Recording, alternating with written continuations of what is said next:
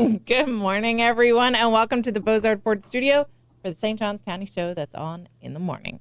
We have a report on a dismissed SJSO officer.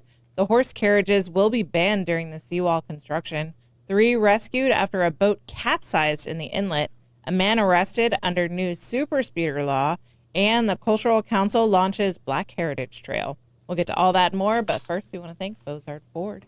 Since 1949, Bozard Ford Lincoln has been more than just a dealership. It's a local legacy built on trust, family values, and a commitment to doing things the right way.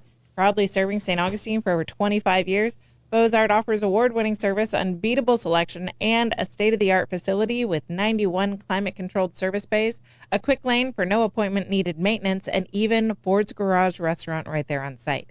Recognized with the Triple Crown Award and President's Awards, Bozard Ford Lincoln is where hometown service meets national excellence. Great pricing, friendly faces, and a better buying experience are just off I-95 and State Road 16. Bozard Ford Lincoln, they are driven to inspire. Also, a big shout out to all of our amazing sponsors. We have Fidus Roofing, Old Town Trolley, Bin 39 Wine Bar, B&S Signs, Chiba Hut Toasted Subs, St. Augie's Pizza, Chris Lucero Bail Bonds, and St. Augustine Handy Houses. Support all of our wonderful sponsors and support us with your likes, comments, and shares. You can find us on YouTube and help us reach our goal of 2,000 subscribers. You can follow us on Rumble and Facebook. Stars are a wonderful way to support us. Our app is back and better than ever in the Apple App Store. You can download it today. We're awaiting approval in the Android Play Store. Good morning, everybody. How you doing? Hey, happy Thursday. Happy Thursday. Here we are. Weekend Eve. Woo. Yeah, baby. Woo. It is Weekend Eve. I'm happy about that. Oh boy, it's been a month this week. It has been. I feel like I've been through a lot. Yeah. How you doing, Blake? I'm doing great back here. Just I gotta shift some stuff around. Yep. Oh, Hey. We have power. We got power. we definitely do indeed have power, and we do have a special guest today. The 80 Davis Ghost. There you go. As long as it's not the Dobbs Road Demon, we're fine. Uh, Yeah. We have a question of the day today. I do. Do you want to hear it? I would. I forgot it. Okay. What is your go-to website for information? Go-to website Like for if you information. do you use one? Are you one particular search person? I don't trust a single source. Not a single one. So I'll well, the 904 now. other than that. Well, that's because clearly- we've already done the research. but that's conflict of interest. I can't say. So I go to lots of sources. I Google things and click multiple sources. I'll go through social media and see what social media is saying. And then I'll go to a whole other search browser and DuckDuckGo it. And so I go to lots and lots of sources and kind of weigh the sides. Because I don't trust anybody anymore. I got you. Trust issues. Like you probably do more research than any of us. Mm-hmm.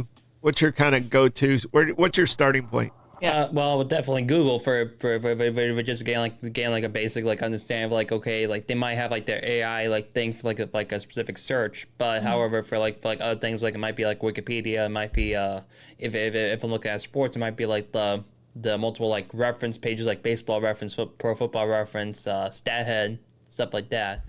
But yeah, so mainly I would say StatHead is StatHead's kind of the a thing for you. yeah. So and I probably, it depends on what it is, but I'm starting to use ChatGPT more than I normally would. Yeah. And if I use Google and they send me to Wikipedia, I definitely double down on the source. 100%. But I've started using ChatGPT a little bit more, and it is helpful. Yeah. But like you said, you have to double check. You have to double down on pretty much everything and double check. So What I've heard is that ChatGPT, its best function is compiling resources. So a search engine it's kind of its bread and butter as far as functionality at this point. As far as other things, it's a little hit or miss. But it definitely, scans the internet and gives you a synopsis of it. yeah. No, it really it can be helpful and help you pick through which ones, Yeah. you feel are the most accurate. Yeah. So, and a lot of times it's a feeling of, oh, is this one accurate? Yeah, I don't feel that. Yeah, I feel it. If you have to ask that question, you probably need to check another one. If I see a story about something that seems too good to be true or too controversial to be realistic, then I always go back to the original source. Like, oh, this person said this, that, or the other. Yeah, I'm not going to trust you, New York Post or Fox News or whatever. I go to the person and see what the person actually said and what context of the statement was. I just don't trust what anybody tells me I should think anymore. We have a very interesting show today. We have some news. We have some news that I don't think's been publicly released yet. So I think our audience is anxious to hear some of those things. I think so too. So we'll do a quick check of the weather. Hot and muggy. That quick check of the weather brought to you by Bin 39. Discover one of St. Augustine's best kept secrets. Bin 39, tucked inside St. George Inn at the north end of St. George Street, with over 95 boutique wines, 50 of them rated 90 points or higher by Robert Parker. It's a perfect spot for a romantic date night or relaxing after-work unwind. Sit by the glass or the bottle in a serene courtyard setting and enjoy live music Thursday through Sunday, open daily from 8 a.m. to 8 p.m. Just stop by and say, I'll have what Irving's having. Bin 39, your taste to discover. All right, hit the blanks. Traffic report. Traffic's moving well today. Except on the northbound lane of Old Moultrie, trying to go through the Old Moultrie West King intersection, the northbound lane was not getting the light. It wasn't. Oh, they got a light issue. The southbound lane, I watched that light change and that southbound lane move 4 times before I gave up and just U-turned in one of the parking lots and backtracked all the way to 207 to come back this way. It's a mess. So 95 looks great, but Old Moultrie and West King. It's amazing how one little thing can throw off everything. Yeah. So I just started counting. Like, I've definitely been here for more than 5 minutes. It's a mess. All right, that hit the Blake's traffic report brought to you by Old Town Trolley. Climb aboard Old Town Trolley and experience over 500 years of history in the heart of St. Augustine. This fully narrated 90-minute tour features 22 convenient stops and covers more than 100 points of interest, including iconic landmarks like the Castillo de San Marcos, the Fountain of Youth, and Flagler's Historic Hotel. With open-air views and all-day hop-on, hop-off access, it's the most fun and flexible way to explore the nation's oldest city. Your ticket also includes free admission to the St. Augustine History Museum, and local St. Johns County residents ride free with a full fare guest at the Hometown Pass program. Sign up today at hometownpass.com. Old Town Trolley, the best way to see St. Augustine one stop at a time. All right, moving into the news. St. Johns County deputy accused of domestic assault in Citrus County incident. Authorities in St. Johns County have concluded a months-long internal investigation into Corporal Alexander Ellis following allegations that he threatened his wife and daughter with a firearm during a family trip in late April. The incident occurred in Citrus County on April 29th. A 911 call placed by a family friend alleged that Ellis pulled a gun on his wife during a heated argument while intoxicated. When deputies arrived, they observed Ellis exiting the vacation rental with his hands raised. His wife and daughter were also on the scene. Witness accounts, including a sworn statement from the couple's 5-year-old daughter, detailed Ellis retrieving a firearm, placing it to his wife's head, and stating he would kill her, himself, and the family friend. The child told forensic interviewers she saw the firearm and pleaded with her father not to kill her mother. The Ring camera footage, a 911 call, and additional evidence contradicted Ellis's version of events, in which he denied ever handling a weapon. Photographs showed one gun openly displayed on the dining table, another hastily placed in a backpack atop a puzzle, supporting the claim that the weapons were moved during the argument. Ellis failed to notify his superiors about the law enforcement encounter, a violation of department policy. That failure has sustained a level 2 violation. The investigation also found a level 4 violation for failing to be wholly candid during questioning. Most significantly, the agency concluded that Ellis committed aggravated assault, classified as a level 5 violation based on witness statements and corroborating evidence showing he used a firearm to instill fear of imminent death. Although no criminal charges were filed in Citrus County, the internal findings paint a deeply troubling picture of the deputy's conduct, as the St. Johns County Sheriff's Office has released Ellis. So I believe you have more information on this case. Yeah, I spoke to one of his superiors yesterday, and because it was kind of such a a shocking Yeah. thing, because this officer has, I mean, he's one of the leading DUI officers in the county. Mhm. Like he's had over, I think he's had over 1,000 like DUIs in his career. So he's had a very good career. The superior officer said he's been an exemplary employee. Sounds like alcohol may be involved. I didn't get that from the superior, but in the reports that I read, sounds like alcohol was involved. Yeah. He went into a rage point that was at a level that's not acceptable no matter what happens. Absolutely. And it's he had a good career ahead of him, and he couldn't control his temper, and that's and he did it in front of his child. So I feel awful for the family of what they're going through. I am grateful the way St. Johns County Sheriff Department handled it. They did 100% the right thing. I guess he got caught dead to rights on the Ring camera of what he said was a lie. Yeah. So, it's a sad situation, because I think we lost a good officer, but he made a terrible, terrible mistake and decision in life, and he's paying that price right now. So, I'm still sympathetic towards the family and what they're going through right now, because that's not an easy thing, and I don't know exactly what that is. And when I talked to, like I said, his superior officer, he was heartbroken that this guy had such a good career and he made this mistake. It was a sincere, sometimes when you're a boss, you have to make these decisions, and the evidence, I think, left them with no choice, and they did the right thing. Yeah, it sounds like we lost a good officer to potential intoxication or addiction, and that's heartbreaking to hear. And that's never, we always want anyone to seek mental health help before you fall down the rabbit hole of addiction. I mean, being intoxicated, I don't know. I don't know. Mishandling a weapon is never. I don't know if it's an addiction thing, but some people just react poorly under the influence of alcohol. Yeah. And not some, a lot of people do that. Yeah. So, just got to be aware of that. Can't do that with your family. So it's terrible. So, yeah. All right. Intoxications and being intoxicated and having weapons is never the right recipe for a good time. So. All right. Man arrested in St. Johns County traffic stop under new Florida super speeder law. A man is behind bars after deputies say he was caught driving 112 miles per hour in a 70-mile-per-hour zone on I-95 in St. Johns County.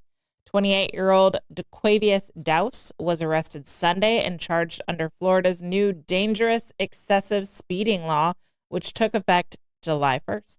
Deputies say Dowse was weaving through traffic at a high rate of speed, nearly hitting several vehicles before they pulled him over.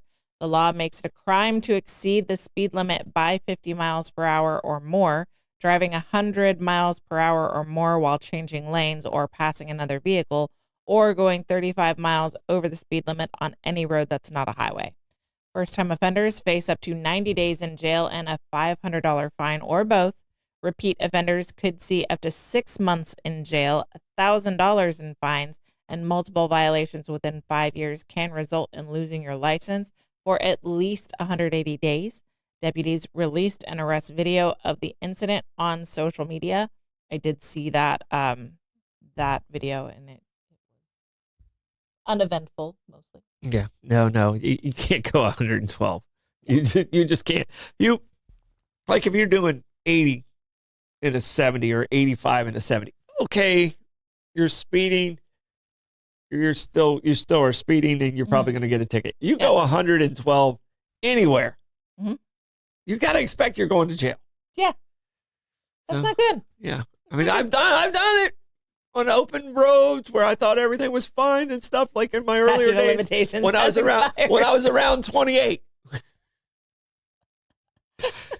Statute of limitations. That's a tough ticket right there for this guy, this young guy. Yeah, he's 28. Mm-hmm. Yeah. Play, what is it? Play stupid games, get stupid prizes. Play stupid games, win stupid prizes. Yeah. My worst speeding ticket was, I think I was going like 72 and a 55. And I had to go to court for that one. There was no, like, it was up in New York. Oh, wow. Luckily, there's no reciprocity with points. So I had to pay, but I couldn't just, like, in Florida, you know, you pay the ticket, you do the class, points drop off. In New York, it was, that was considered a super speeder, and I had to go to court. Wow. And so my friend was visiting me at college because her spring break was a different week than mine. So her spring break was coming up to New York to stay with me in my dorm, and she had to go to court with me. There you go. For my speeding ticket. Those who go to court together stay together. Yeah. But friends. no, I mean, you gotta expect this one not to end well. And I think when I saw the video, the guy was like, he just kind of was like, okay. You got me. Okay. That's why I say it was uneventful, because he didn't put up a fight. And the back of that cop car is small. That dude wasn't a small guy. I wasn't gonna say that part, but no, he wasn't. As I saw the guy, and I was like, and I don't know if you've seen the space in the back of a cop car. Yeah. It's not a lot of room. Yeah.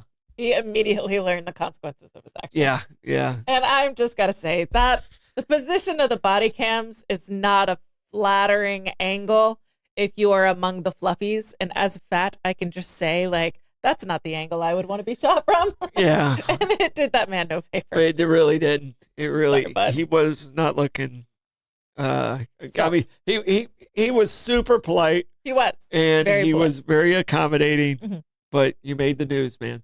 Yeah. So, you made the news. Don't do that again. Video evidence. The ticket, and then there's video of you out there not looking your best, and just don't do it again. Very first one busted. Oh gosh. It's like, you don't get the same kind of prizes as you do if you're the first baby born on New Year's Day. And this section of 95 is so dangerous. Yeah. Don't make it worse. There's such a police presence as a result of it being dangerous. Yeah. And I don't know if he was a St. Johns County guy, because I think St. Johns County people would know. Don't do that. Don't play there. That's not a place to play. So, all right, Gas Buddy Gas Report. Speaking of driving, tell us in the comments what gas prices are looking like around you. We've got Sunoco at $21.99, North Ponce de Leon Boulevard at $2.84, Owens on South Ponce is at $2.89, Shell at 146 King Street is $2.89, Sunoco on South Ponce is $2.89. Shell at 216 Ponce de Leon Boulevards at $2.89. Shell at North Ponce de Leon Boulevards at $2.95. Mobile and Circle K is $3.13. Gate at US 1 North is $3.19. Gate at Mizell Road is $3.19. Circle K on US 1 North is also $3.19. That Gas Buddy Gas Report is brought to you by Chris Lucero Bail Bonds. Trouble with the law? Call the name St. Augustine has trusted for years.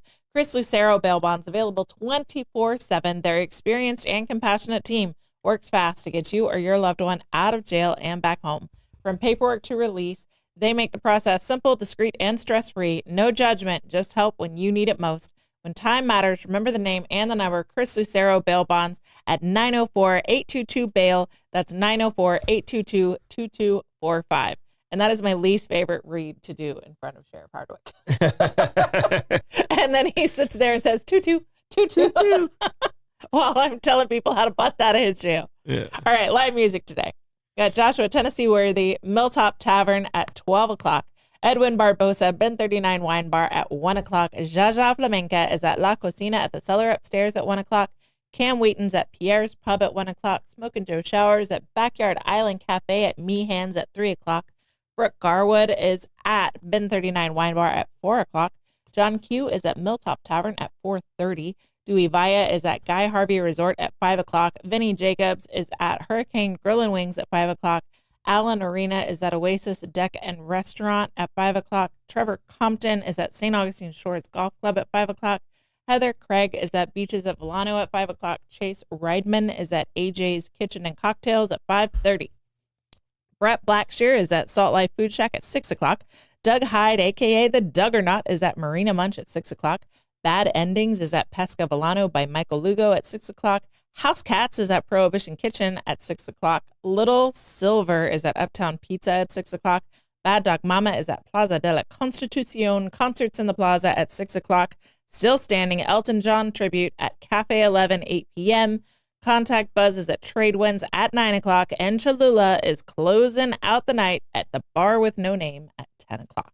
Wow, that's a big list. That is a big list. That music report is brought to you by Fidus Roofing. When it comes to protecting your home, trust Fidus Roofing and Construction, voted best of St. Augustine every year since 2012. As a GAF Master Elite contractor, Fidus installs the GAF Lifetime Roofing System and expert metal roofs built to withstand Florida's toughest weather. From emergency repairs to full replacements, plus pavers and gutters, Fidus delivers quality, durability, and energy savings with every job. For Fidus Roofing, call 904-355-ROOF. That's 904-355-7663. Fidus Roofing, where trust is built from the top down. All right, I hung out with James a little bit last night on the walk home. We have a mutual friend in between the walk, and just what a great guy at Fidus. And they're always doing stuff in the community and doing the right thing. We were joking because Home Again bought some pavers from them just this week. Yeah. And the person in there didn't connect me with Home Again and 904. Yeah. Because some people be like, me from like one section of my life, and like she never met me in person. Yeah. But I've only dealt with her like through the sponsors and stuff, and she'd never actually seen me, and she's like, I didn't think you'd look like that. There's evidence every day on Facebook. Yeah, I'm right here. I see you've got your beard balanced a little bit. Yeah. No. I looked in the mirror when I walked by on the way in, because I was a little this way yesterday. Askew. Yeah. Slightly askew. All right, tapping into the trends. It's everywhere, so I have to mention it. Taylor Swift was on her boyfriend's podcast. Mm-hmm. New Heights podcast. She did the album cover release or something. Well, she did the whole breakdown of what the new album is and what the songs are and what the meaning is behind it and the theme of the album, the whole thing. I have a daughter who's a Swiftie, and so that she had someone to be excited with, we watched the podcast together. Okay. And I gotta say, it was very fun to watch it, because just from a behavior background, you've got two brothers who obviously have a fantastic relationship. Yeah. You have sometimes, a girlfriend comes. It's very obvious Jason's the big brother. Oh, for sure. For sure. He's guarded Trav like his whole entire life.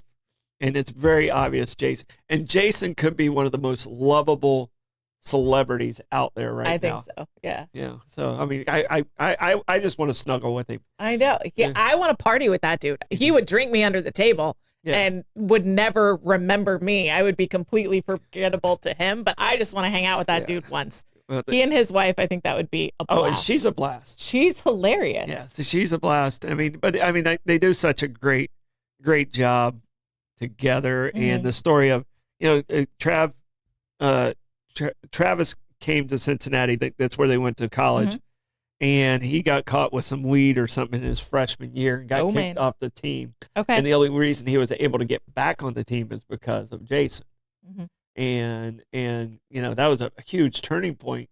Yeah. And Travis is going to have, he's going to have a Hall of Fame. They're both going to be Hall of Famers. For sure. But, Trav doesn't have it unless his big brother's there to protect him. Yeah. And it shows so much in that relationship. Yeah. So it's so cool. And their parents are great. Yeah. So they're a lot of fun. And so I found out about the New Heights podcast because I heard about this football player talking about going to a Taylor Swift concert and being kind of bummed that he didn't get to meet Taylor Swift, and like he had made her a friendship bracelet with his phone number on it and he never got a chance. And he's like, she's playing at my stadium and I couldn't like use my connections to get back there, and he was pretty bummed about it. Mm-hmm. And so I saw that clip went viral, it went everywhere. And so that's how I became aware of the podcast. Yeah. And so I've sort of watched this whole transition from that moment on.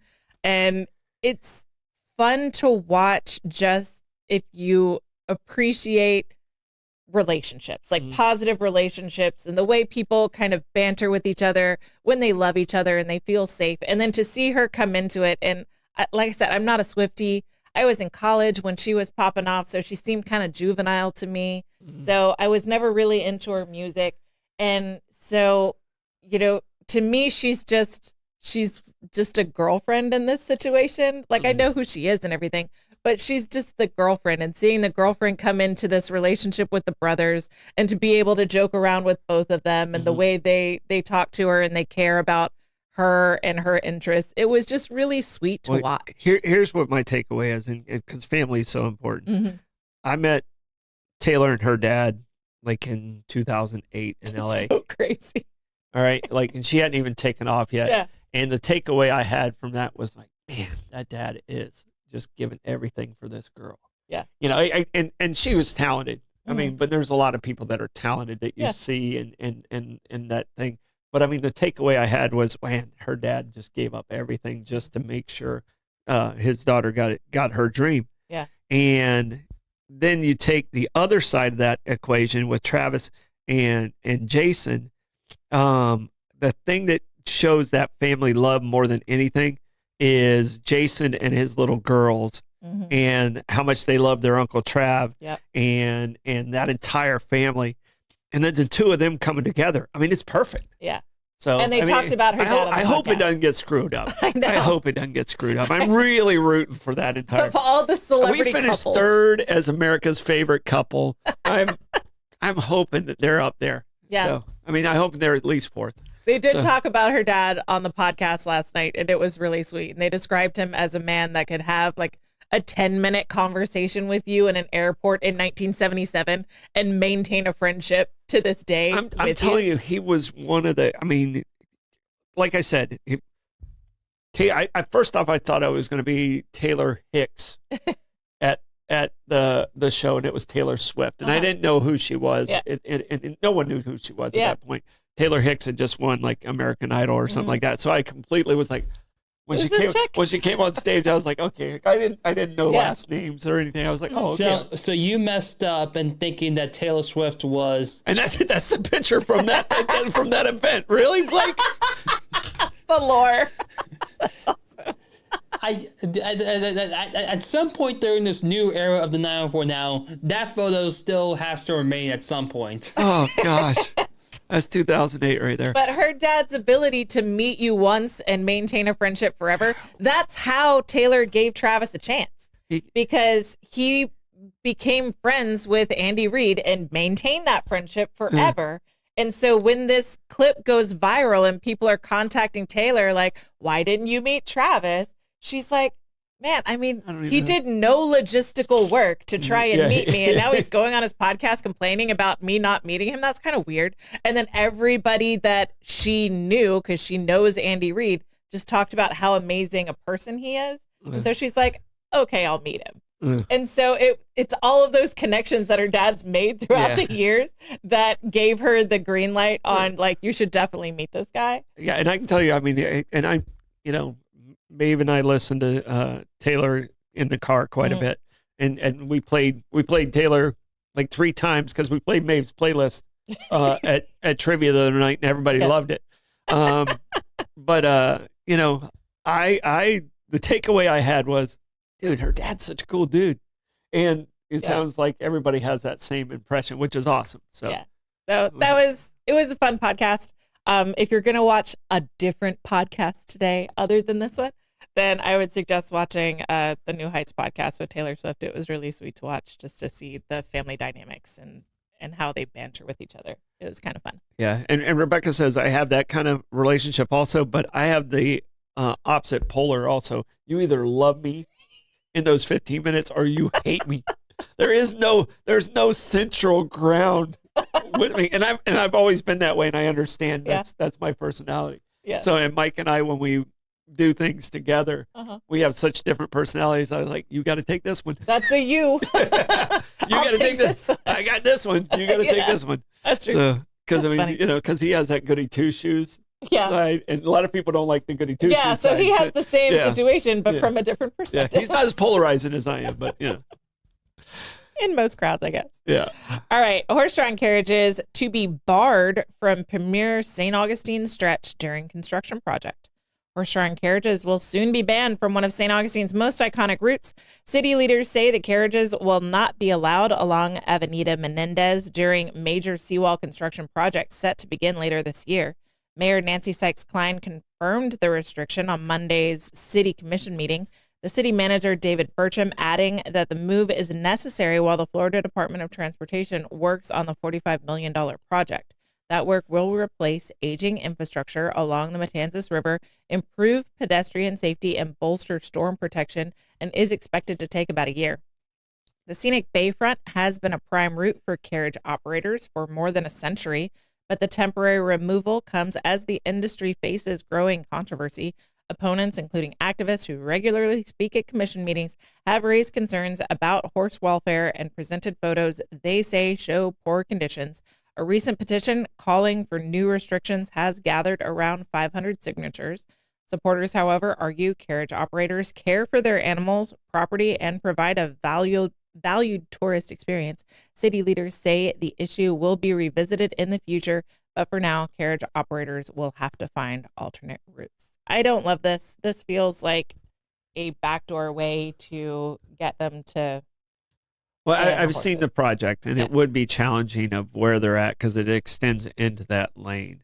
I don't want our horse carriages to go away, and I don't want them to lose that business, because it's been there for so long, and this is people's lives. And I don't agree with the horse. The horses are taken care of. They are taken care of. So that's a BS portion for those people signing that just moved here, and don't know anything about horses or animal care. So how many horses do you have? Mm-hmm. So I don't agree with that portion. So I hope they find a spot that works for them. Mm-hmm. But as from my construction side, I can see it spooking the horses. I can see it not always being safe for the people loading and unloading. Mm-hmm. So I kind of know how intrusive that's going to be. Yeah. Because they're having to come out quite a bit. Okay, I haven't seen the pictures. The bayfront from like the fort to the bridge is going to look like if you go on the south side of the bridge, on the other side of like where the wharf is, they're going to make it look exactly like that, which is a much better situation because the way the walk is right now, anybody could just. I've never seen it happen. I've only seen a dog fall off. I've never seen a kid fall off in my 40 years here. But the leash pulled him back up. So I think it's going to be a better situation, and it's going to improve the city quite a bit. But it is going to be a long process. It's a year. I just hope these horse and carriages can sustain wherever they get placed. Yeah. And my thought, I think the little roundabout near the parking garage is underused, and that might be a location that they need to look at for pick up and drop off. Yeah, but the issue with that, like when the main issue be like, okay, when we have the Knights Lights parking, both if you're going eastbound on Castillo from US 1 or going westbound from San Marco trying to get into the parking garage, what would be then the best way for the horses to get inside the loop, like a parking stall backed up? Well, and that's already a problem, Blake. I mean, they're already caught up in it. They're not the problem, but they're caught in the problem. Yeah. So I think that's already a thing. I'm just trying to think of a safe place for people to load and unload that could possibly manage this. And I know they're going to look at a lot of different things. Yeah. We do have the Star that goes in there, and we do have the other the Night of Lights. The trolleys go in there during Night of Lights. So it's they might have to make some adjustments during Night of Lights and some of the other stuff, but you gotta have a water source. You gotta there's a lot of things that come into factor here that they've improved on the bayfront for years. Yeah. So I just hope they figure out a good solution. And Bobby asks if they could move further south on a new Avenida Menendez in front of National Guard headquarters.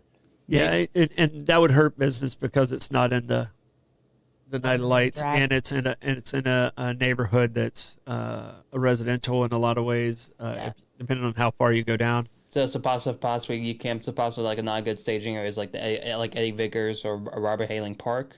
Too far. Yeah, okay. Just too far for people to load and get there. So it's there's a lot of individual factors that have to be played in. Like I said, it's a tough hit for the horse and carriage, but I've also been at construction sites, and I can understand why this is a precaution that needs to take place. Yeah. And then, I don't think they're intentionally trying to hurt the business in this situation. But nothing as well about the seawall project is basically people use like the wall as a sidewalk as well. So what has like the city of St. Augustine said, like, okay, here's what we can do to help with the pedestrian flow, because you only gonna have like one sidewalk on Avenida Menendez. Like how are they going to prepare for like all the traffic, the pedestrian traffic that's going to be on the sidewalks? Yeah. So they say, and in the comments, Scott and Kenny are talking about they installed water buckets for the horses in that loop years ago, so it's already set up. But there's like Blake was saying, at Night of Lights, there's the factor of that's where the trolleys come through and load and unload, and I don't know how that gets managed altogether. Yeah. I mean, I think they can all work together because of the way that the traffic's going to keep them separated. But I think they can make it work there. It's just I don't know exactly how to make the details of that. I don't have enough of the information to kind of get that out there. Right on. All right. Moving on. 3 rescued from St. Augustine Inlet after boat capsizes, firefighters say. An early morning rescue in the St. Augustine Inlet after a boat capsized, sending 3 people into the water. Around 4:15 a.m. Wednesday, crews from the St. Augustine Fire Department, St. Johns County Sheriff's Office, and St. Johns County Fire Rescue responded to the North Shoals area. Fireboat M49 located the 3 victims, and due to rough conditions, a rescue swimmer entered the water to help bring each person aboard. One of the 3 was taken to the hospital with non-life-threatening injuries. Officials say none of the victims were wearing life jackets at the time. The Florida Fish and Wildlife Conservation Commission is investigating the incident. All right. Good job, guys, on the rescue. 4 a.m. in the morning. Yeah, that's terrifying. Yeah. Ugh, that's not fun at all. No. All right. St. Johns County Black Heritage Trail launched by Cultural Council. A new self-guided journey is now open in St. Johns County, one that shines a light on centuries of African American history and contributions. The St. John's Cultural Council has officially launched the St. Johns County Black Heritage Trail, featuring 20 historic sites across the county, from St. Augustine to West Augustine, Lincolnville, Armstrong, Switzerland, and Ponte Vedra Beach. It includes churches, schools, neighborhoods, and landmarks central to Black life over the past 500 years, from Spanish colonial days to the Civil Rights Movement. Visitors can explore through a 64-page guidebook, an interactive website, and new interpretive signs at 5 county parks, including Butler Beach, Elkton, the St. Augustine Beach Pier. Highlights include the Lincolnville Museum and Cultural Center, St. Benedict the Moore School, Dr. Robert B. Haling Freedom Park, and rural communities that shaped agriculture and leadership in Northeast Florida. A project was developed by local historians to ensure the stories reflect community voices. Tourism officials say the trail will attract heritage travelers, extend visits, and benefit local businesses, while advocates hope it inspires pride, reflection, and a deeper understanding of St. Johns County's shared history. The launch comes as other heritage projects gain momentum, including the Fort Mose Fort reconstruction and plans for state-funded Black History Museum in West Augustine. It's a very cool trail to open up. Yeah, no, it's great, and this is, I mean, it kind of fits in with where our community is recognizing Black heritage, and I'm excited about the state's Black History Museum. So I think they got a good team over there together. My buddy, I think TJ is going to be a part of that, which I hope he is, and I know Greg White and Commissioner Arnold, and some other people over there. They got some talented people over there, so we're excited. Yeah. We're excited to see where that goes. So, and I mean, we can have all the history and historic spots we want in St. Johns County, but if you don't know the stories, then you don't have a connection to it. So I love this project in that it gives people a more user-friendly way to access these stories. And that's very cool. Yeah, no. I mean, I got to meet a lot of the people when we were moving the MLK house, and it was the Canwright house, and it was, there's a lot of good synergy there. So Awesome. With making this, and that being a key a component of it, which is really cool. Very cool. Troy, how do you want to check the comments? On this Thursday, I will thoroughly throttle through the thankful theatrical fans' comments. All right. That theatrical throttling is brought to you by BNS Signs. Want your business to get noticed and stay that way? Turn to BNS Signs, proudly family owned and serving St. Augustine for over 50 years. From bold vinyl lettering to towering pylon signs, they specialize in high quality custom signage built to last. Their expert team handles everything: design, installation, crane service, repairs, and maintenance with fast, responsive service that keeps your sign looking sharp. Make a lasting impression with BNS Signs. Visit bnssigns.com, because when it comes to signs, they do it all. Also brought to you by St. Augustine Handy House. Need a customer prefab portable building that's built to last? Come to St. Augustine Handy House, proudly owned by Troy U. Sienna Enterprises and serving the community since 1988. With over 70 structures in stock, from sheds and barns to carports and offices, you'll find the perfect fit for your needs. Every building includes free delivery, leveling, and anchoring, plus easy financing options.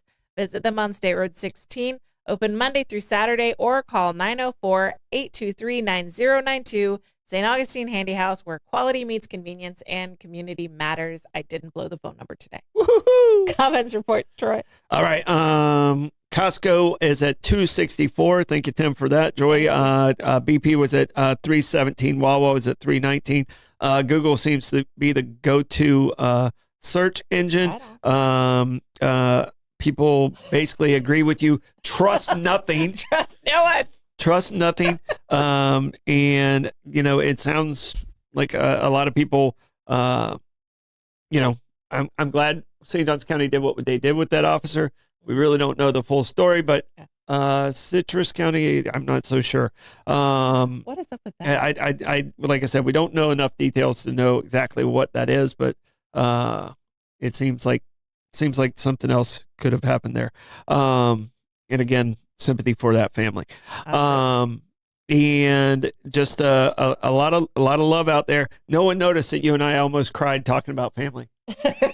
We did. We had to look away. Here. We had to look away from each other. Like, she started getting a little watery. I got watery, and we had to look away. So no one picked up on that. So we're glad. Too much. All right. Do we have a Stoidum stat today? Stoidum stat today. Oh, it's a big day. Ooh. Big day. 1975. This is the day the Rocky Horror Picture Show premieres in London. And if you were not a Rocky Horror Picture Show person, you missed a part of your life that you just can't get back. Yeah. Every Saturday night at the Athens Theater in the 80s, the Rocky Horror Picture Show showed at midnight. Right on. And you'd take your newspapers, you'd take your rice, you'd take your squirt guns, and you go down there and you do the time warp. Okay. And none of these things are making sense to either one of you two in this studio. I was thinking like bustiers and patent leather. I wasn't thinking rice, you dressed up too. And... You dressed up too. And you learned the entire script. Uh-huh. And if you didn't know the script, you kind of missed out on the experience. And if you didn't know how to do the time warp, you pull your knees in tight. Then I'm sorry, you missed a part of an American, or not American, it's just an amazing cultural of the time. Movement. Yeah. That was great. So I was a Rocky Horror Picture Show guy, obviously. So I tried to watch it on, like, I don't know, one of the movie channels one night. It's just not the same. And it's not the same watching it. Well, you don't have the script. You got to have the script with you. Okay. And it's going to say, hold your newspaper. I mean, everyone in the entire audience would hold the newspaper up, squirting the squirt guns up in the air. Okay. We ruined the theater. I mean, but it was sold out every Saturday night. So theater owners had to have loved it and hated it. Oh, yeah. Yeah. No, and in Daytona, they used just like a regular theater. Like the Athens Theater was kind of a dinner theater. Okay. So it was set up a little bit different. But it was a lot of fun. And, Yep. And if you ever hear me say castles don't have phones, asshole, that's from the Rocky Horror Picture Show. Right on. And there's moments where, like, he kicks the tire and everyone yells, "Kick it!" and he kicks the tire. You know, it's just stupid fun. If you know stuff. Yeah, it's just stupid fun, which I love. Stupid fun. Yeah, stupid fun's fun. Yeah, and stupid in a stupid way. Yeah.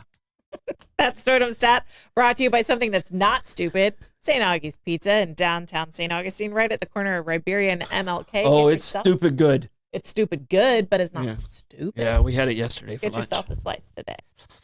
Plugs, Troy. All right, plugs. We got Bollocks tonight. We got we're doing AI in the Bollocks deep dive tonight. So we're gonna find out. Don't worry, I will be using AI to do an AI deep dive. Perfect. Nothing could go wrong. But I won't trust it. Oh, good. You've learned the lesson of the comments. Blake, do you have plugs? Plugs. So I think for mostly next week, Lane's gonna be gone most all of next week. So it's just gonna be my dad and myself holding down the phone for a little bit of interviews, hopefully. Yeah, we might have some guests. Yeah. So we might have some guests in. So we don't know yet. If you just get stuck with the Blevins boys, you get stuck with the Blevins boys. It happens. Indeed. Yeah. Let me know if you need me. All right. Don't forget to like and follow us on Facebook, Instagram, subscribe to YouTube, and Rumble. See you tomorrow. Bye. Bye-bye.